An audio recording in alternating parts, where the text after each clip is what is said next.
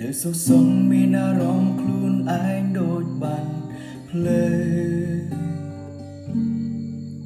វងវែងគោលដៅមិនដឹងទៅផ្លូវណា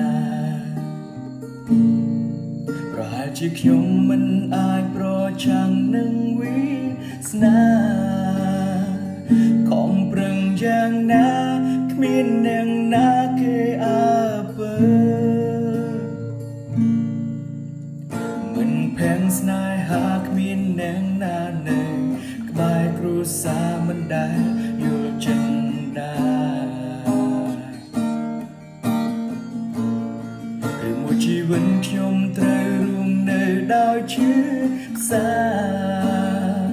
រួមនៅឯកា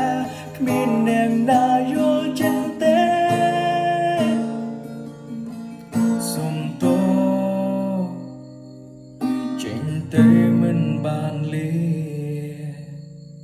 សុំតោសុំតោនាងក្រុមគ្នា